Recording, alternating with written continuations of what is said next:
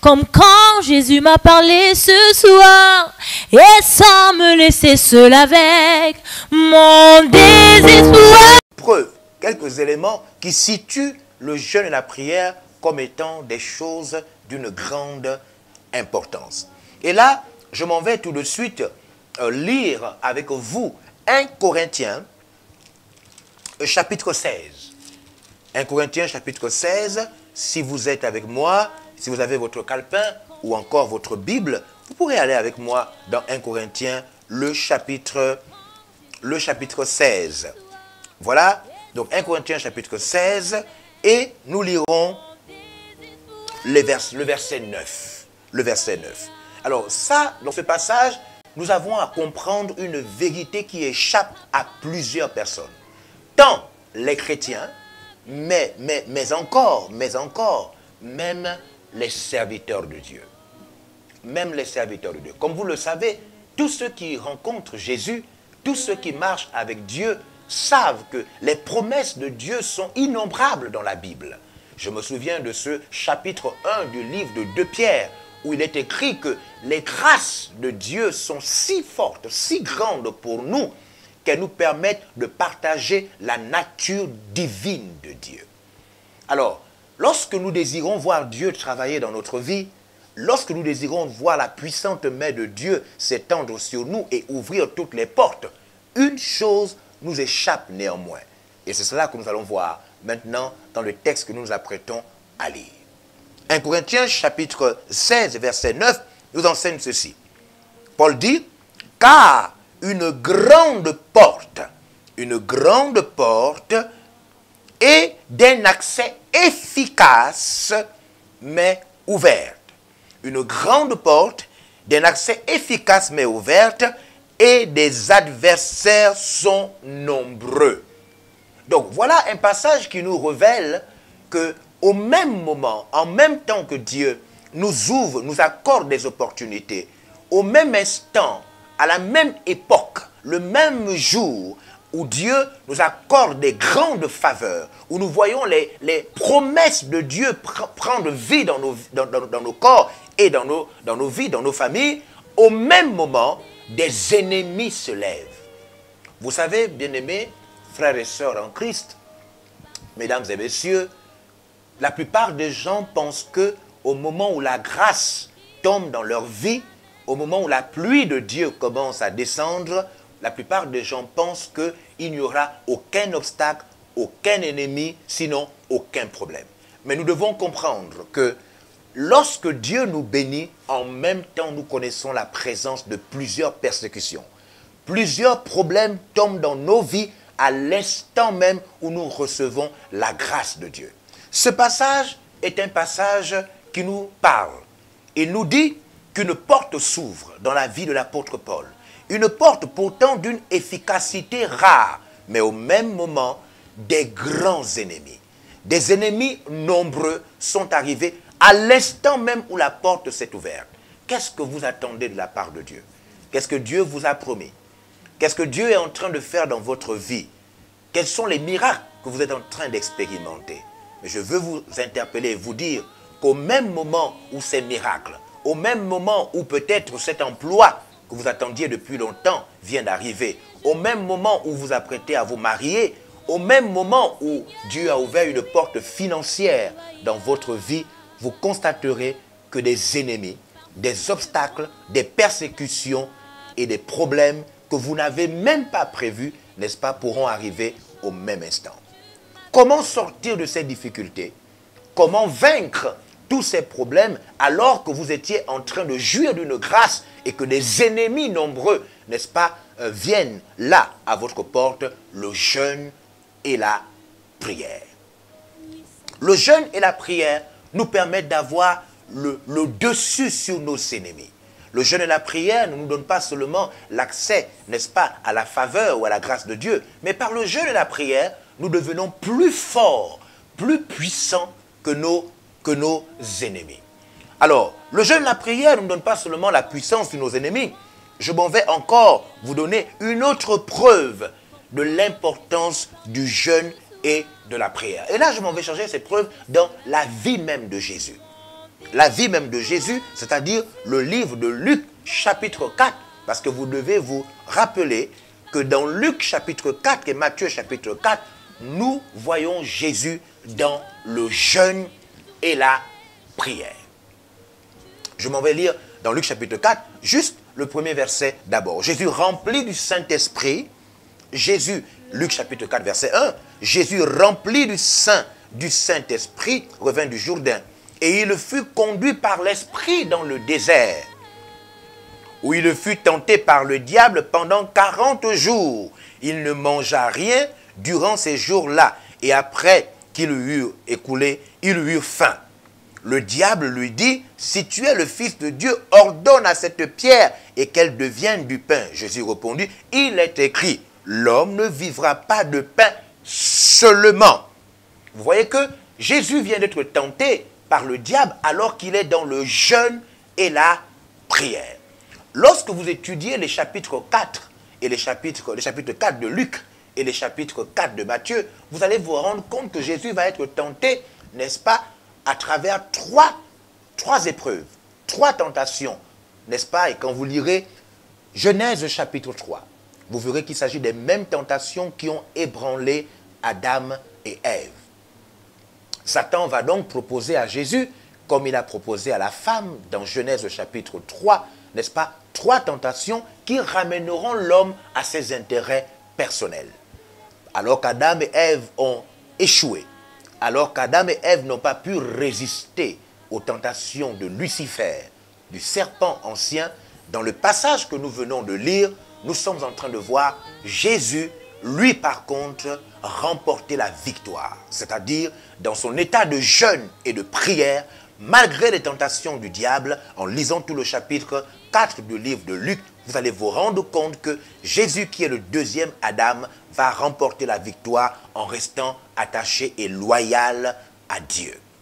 Mais quelque chose nous intéresse. Dans le même chapitre 4 de Luc, précisément le verset 14. Donc Jésus sort du temps de jeûne et de prière, 40 jours de jeûne et de prière, et on nous dit au verset 14, voici ce que la Bible dit, Jésus revêtu de la puissance de l'Esprit. Jésus revêtu de la puissance de l'Esprit. Alors je voudrais vous ramener au verset 1.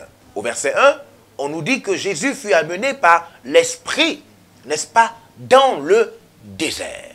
Là, Jésus fut tenté par le diable alors qu'il était dans le jeûne et la prière. Le même verset nous explique, n'est-ce pas, que Jésus ne mangeait rien. Il ne but absolument rien parce qu'il était dans le jeûne et la prière. Le verset 14 que nous venons de lire, enfin, nous dit qu'après ce temps de jeûne et de prière, Jésus fut revêtu de la puissance de l'Esprit. L'Esprit amène Jésus dans le désert, dans le jeûne et la prière, et après ce temps de jeûne et de la prière, Jésus est rempli d'une puissance. La puissance lui permettant d'exercer le ministère. Vous voyez encore une fois de plus, combien de fois le jeûne et la prière sont si importants pour nous permettre de vaincre l'ennemi, mais aussi de rentrer en possession de la grande puissance de Dieu. Le jeûne et la prière pour prendre la puissance de l'Esprit de Dieu. Maintenant, je voudrais lire avec vous quelques passages de la Bible qui précisément nous parlent du jeûne. Il s'agissait du jeûne du peuple juif. Le jeûne du peuple juif dans le livre de Ésaïe, chapitre 68. Dans le passage, le chapitre que nous allons lire, Ésaïe 68, nous allons découvrir que le jeûne et la prière dégagent effectivement une grande puissance.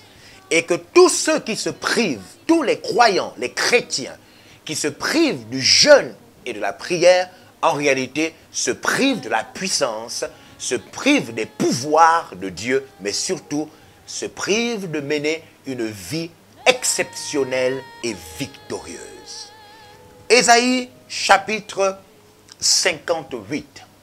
Dans Ésaïe chapitre 58, si vous êtes avec votre Bible, vous vous rendrez compte que le titre même de ce chapitre, c'est « La gloire de Sion rachetée ».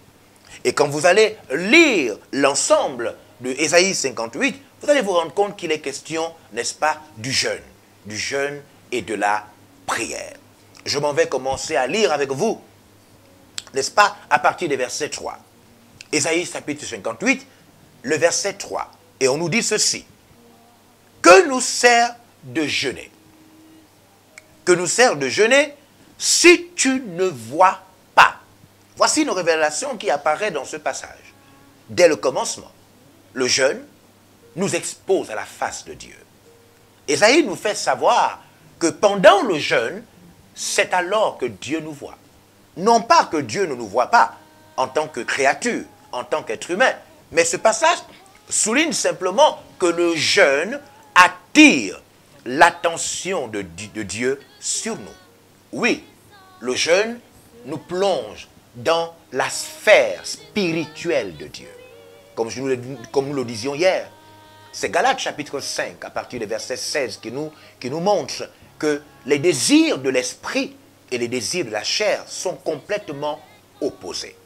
Et vous devez savoir que Romains 8 et 6 nous enseignent, chapitre 6 et chapitre 8, nous enseignent que ceux qui vivent selon la chair ne peuvent pas satisfaire à la volonté de Dieu. Ésaïe nous dit donc que le jeûne permet à Dieu de nous voir, de mettre sur nous son attention particulière. Le texte continue en disant de nous mortifier, de mortifier notre âme, si tu n'as point égard à nous. Nous comprenons donc que pendant le jeûne, pendant que nous sommes en jeûne et en prière, Dieu nous prête son attention. Pendant que nous sommes en jeûne et en prière, Dieu se concentre sur nous. Pendant que nous sommes en jeûne et en prière, nous pouvons, n'est-ce pas, attirer la main de Dieu, le regard de Dieu. Voici Ésaïe chapitre 8, 58, autant pour moi, verset 3. Mais allons-y lire d'autres versets de ce même chapitre. Précisément le verset 6. Le verset 6 au verset 8. Pour voir comment ce jeûne et la prière que nous pratiquons, n'est-ce pas, et que nous devons pratiquer quotidiennement, parce que nous devons constamment être en jeûne et en prière. Fondamentalement, nous ne pouvons pas passer une semaine sans avoir un temps de jeûne et de prière. Il y a, pour le cadre de l'Église, le jeûne collectif, le jeûne de l'Assemblée. Il y a aussi le jeûne du peuple de Dieu. Encore, le jeûne de toute l'Église. Mais il y a encore plus le jeûne personnel. Le jeûne personnel qui normalement devrait arriver au moins chaque semaine. Nous devions avoir un jour de jeûne par semaine, si ce n'est plus. Alors, les textes que nous allons lire à partir de verset 6 vont nous montrer que maintenant, le jeûne et la prière renferment vraiment une puissance que nous avons d'ailleurs vue dans Matthieu chapitre 17, lorsque Jésus a chassé le démon qui tourmentait le jeune enfant, n'est-ce pas, que nous a révélé ce passage.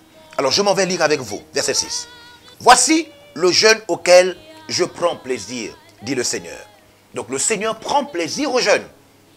Ésaïe, chapitre 58, verset 6. Nous retenons que le Seigneur prend plaisir au jeûne. Donc, il dit, « Voici le jeûne auquel je prends plaisir. Détache les chaînes de la méchanceté. » Le jeûne dégage la puissance de casser les chaînes de la méchanceté. On nous dit que pendant le jeûne, dénoue les liens de la servitude. Donc pendant le jeûne, nous recevons la puissance de délier, de défaire les liens de l'esclavage. Vous comprenez à partir de ce moment que le jeûne et la prière sont d'une grande importance. Sans le jeûne et la prière, nous pouvons rester esclaves. Esclaves de nous-mêmes, esclaves des malédictions familiales, esclaves de l'échec, esclaves des pleurs, des gémissements, esclaves de la mort, de la peur de mourir, esclaves des maladies spirituelles, des maladies mentales, mystiques, esclaves de beaucoup de choses. Le verset que nous sommes en train de lire nous dit que dans le jeûne et la prière, nous pouvons défaire les liens de l'esclavage. Le verset continue, Ésaïe nous dit que pendant le jeûne et la prière, renvoie libre l'opprimé, et nous pouvons rompre toute espèce de joug. Vous comprenez combien de fois le jeûne et la prière sont d'une grande importance. Combien de personnes vivent sous le joug de la peur, le joug du péché sexuel, le joug de l'alcoolisme, le joug de l'homosexualité, le joug de beaucoup de choses, de toute forme de crainte, la crainte de l'avenir, le joug de la pauvreté, le joug de tout ce que vous pouvez imaginer. Mais la Bible nous dit, dans le même passage, que pendant le jeûne et la prière, Dieu nous envoie la force de casser et de briser toute forme de joug. Permettez-moi de lire avec vous un autre chapitre. Et nous reviendrons dans Ésaïe chapitre 58. Juste pour voir combien de fois dans le jeûne et la prière, c'est-à-dire Ésaïe chapitre 10, dans le jeûne et la prière, quelque chose se passe. Ésaïe chapitre 10. Voilà, Ésaïe chapitre 10, le verset 27. Ésaïe chapitre 10, verset 27. Voilà ce que la Bible nous déclare. En ce jour, son fardeau sera ôté du dessus de ton épaule et son joug au-dessus de ton cou, et la graisse fera éclater le joug. Donc ici, il est question de l'onction. Alors quand Ésaïe nous dit, dans le chapitre 58 et le verset 6, quand Ésaïe dit que nous pouvons rompre le joug, toute espèce de joug, quand Ésaïe dit que nous pouvons casser toute espèce d'esclavage, il s'agit là de l'onction, la graisse, comme nous venons de voir, qui est l'image de l'huile, n'est-ce pas, comme nous venons de voir dans Ésaïe chapitre 10, verset 27. Cela veut simplement dire que pendant le jeûne et la prière, l'onction de Dieu nous visite. Pendant le jeûne, le temps de jeûne et la prière, alors que la chair nous privait de la présence de Dieu, alors que la chair nous privait de la visitation de Dieu, le jeûne et la prière facilitent la présence de l'onction de Dieu dans notre vie. Voici cette onction, donc, étant présente, peut alors briser toute forme de blocage, toute forme de joug, mais aussi toute forme d'attaque spirituelle. Le jeûne et la prière sont donc, je le répète, d'une grande importance. Nous avons besoin de jeûner. Nous avons besoin de jeûner pour voir notre avenir s'ouvrir. Nous avons besoin de jeûner et de prier pour avoir plus de sagesse, plus de connaissances spirituelles. Non pas seulement une connaissance bibliste, mais encore une expérience spirituelle d'avec l'Esprit de Dieu. Le texte de Ésaïe 58 continue. Nous allons nous arrêter au verset 8. Alors le verset 7 nous dit ceci, que pendant le jeûne et la prière, nous pouvons partager notre pain avec celui qui a faim. Cela signifie simplement que le jeûne et la prière nous libèrent et nous délivrent de l'égoïsme, de l'égocentrisme. Le jeûne et la prière nous rendent généreux. On nous dit toujours dans le verset 7, et faire entrer le malheureux dans notre maison et celui qui n'a pas d'abri dans notre lieu où nous vivons. Alors le jeûne et la prière, finalement, nous permettent, comme je le disais, d'être généreux, d'avoir un bon cœur. Vous savez tous que le problème de ce monde, nous dit la parole de Dieu, que c'est du cœur de l'homme que viennent les adultères, les mensonges, la méchanceté, la criminalité et tout ce qu'on peut imaginer, les viols. Jésus cite ces passages dans les évangiles pour nous montrer que le désastre du monde, en réalité, vient simplement du mauvais cœur de l'homme. Dans ce passage, Ésaïe, verset 7, nous montre que le jeûne change notre cœur. Le jeûne nous permet de regarder celui qui n'a rien, le pauvre, le malheureux, celui qui est abandonné. On nous dit toujours dans Ésaïe 58, le verset 8 maintenant, alors la lumière poindra comme l'aurore. Le jeûne et la prière ne sont donc pas des choses inutiles. Après avoir jeûné, après avoir eu une vie de jeûne et de prière, n'est-ce pas, suivie, après avoir eu un programme de jeûne et de prière constant, après avoir compris que le jeûne et la prière sont des choses que nous ne devons pas, auxquelles nous ne devons pas nous détourner, le verset 8 du livre d'Ésaïe 58 nous enseigne que le jeûne et la prière font descendre la lumière de Dieu dans nos vies. Le jeûne et la prière nous exposent à la gloire de Dieu. Le jeûne et la prière nous exposent à l'identification à Dieu. Le jeûne et la prière réveillent en nous les caractéristiques et les caractères spirituels et puissants de la personne de Dieu. C'est pourquoi quand nous regardons le verset 8, nous sommes étonnés de voir que non seulement la lumière de Dieu apparaît sur nous, mais le texte continue en disant « Et la guérison de l'Éternel germera promptement sur nous. La justice de Dieu marchera devant nous et la gloire de l'Éternel nous accompagnera. » Voyez-vous combien de fois le jeûne et la prière peuvent nous exposer non seulement à la lumière de Dieu, mais encore à la guérison de Dieu, mais encore à la justice de Dieu et enfin à la gloire de Dieu qui nous accompagne, que ce soit dans le ministère, dans notre vie de couple, dans notre vie de famille, mais encore en face des défis qui nous attendent dans ce monde. Voilà beaucoup d'autres preuves que ceux qui ne jeûnent pas, que les chrétiens qui ne prient pas et qui n'ont pas un programme de jeûne et de prière suivi ont tort. Tort de se priver de la lumière de Dieu. Tort de se priver des révélations de Dieu. Tort de se priver de la puissance, de la justice et de la gloire de Dieu. Je voudrais terminer pour ce soir sur le jeûne et la prière en lisant avec vous un autre passage dans les livres des psaumes.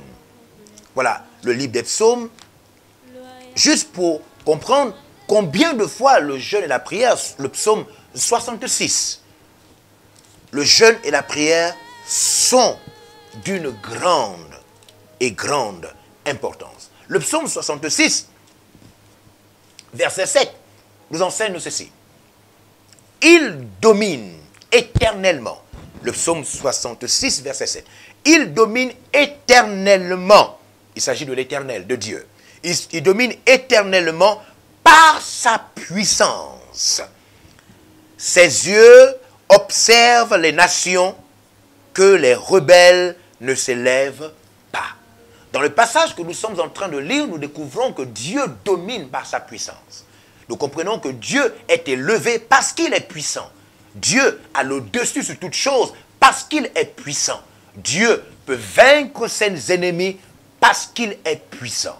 Le jeûne et la prière nous donnent la puissance de l'Esprit de Dieu. Sans le jeûne et la prière, nous ne pourrons pas être puissants comme Dieu. Sans le jeûne et la prière, nous ne pourrons pas opérer avec puissance, que ce soit dans notre lieu de travail, que ce soit dans nos projets, que ce soit devant les difficultés que nous rencontrons. Le jeûne et la prière nous donnent le caractère de puissance de Dieu. Jeune frère, jeune sœur, peut-être que tu vis dans le péché, peut-être que tu essayes de sortir d'un péché depuis trop longtemps. Le jeûne et la prière sont pour toi l'occasion de puiser la force et le pouvoir de Dieu. Mesdames, monsieur, peut-être que vous êtes un couple, peut-être que vous n'arrivez pas à sortir de votre problème. Le jeûne et la prière vous donneront la révélation de Dieu. La révélation qui vous permettra de connaître l'issue par laquelle vous pourrez avoir la solution à votre problème.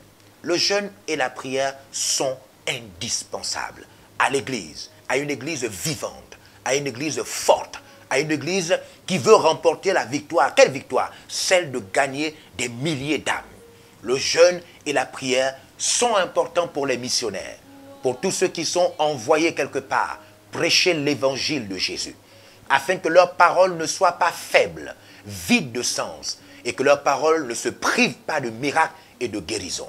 le jeûne et la prière sont enfin importants pour tous ceux qui veulent voir Dieu apparaître par des signes, des prodiges et des miracles, peu importe le domaine dans lequel ils opèrent. Je vous invite encore une fois de plus à prier avec moi parce que vous êtes peut-être dans l'incapacité de jeûner.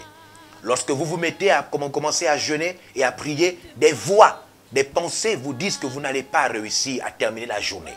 Peut-être même qu'au moment où vous vous mettez à prier, comme par inadvertance, vous vous mettez à manger en même temps. Je vous invite à faire avec moi cette prière afin que vous puissiez commencer votre vie de jeûne et de prière. Sans le jeûne et la prière, vous connaîtrez une vie spirituelle faible et minable. Sans le jeûne et la prière, vous connaîtrez une vie spirituelle de crainte et de peur. Mais avec le jeûne et la prière, le Seigneur vous donnera sa justice. Il vous donnera sa lumière, il vous donnera sa droite, sa force et enfin sa gloire. Alors je vous invite à faire cette prière avec moi. Priez avec moi. Seigneur Jésus, nous te rendons la gloire et la force. Nous reconnaissons que toi seul es capable de relever ceux qui sont tombés, mais aussi ceux qui sont faibles et qui n'ont pas encore expérimenté la puissance de ton Esprit Saint. Seigneur, tu as dit, je vous enverrai un autre consolateur, le Saint-Esprit. Celui-ci vous conduira dans toute la vérité. Et je prie pour quelqu'un ce soir, quelqu'un qui n'a pas encore l'habitude de jeûner, ou quelqu'un qui a peur du jeûne, quelqu'un à qui Satan dit que le jeûne est difficile. Je prie maintenant au nom de Jésus-Christ que tu lui envoies la force, la victoire, la volonté, la soif de jeûner et de prier, afin que sa vie de prière et sa vie de jeûne commence. Et qu'à travers le jeûne, comme a dit Ésaïe 58, verset 8, la lumière de l'Éternel s'élève sur lui. Qu'à travers le jeûne, la justice de Dieu s'élève sur lui. Qu'à travers le jeûne, la gloire de Dieu s'élève sur lui. Que Dieu vous bénisse et que sa faveur vous accompagne pendant cette vie de jeûne et de prière. Amen. Comme quand Jésus m'a parlé ce soir, et sans me laisser seul avec mon désespoir.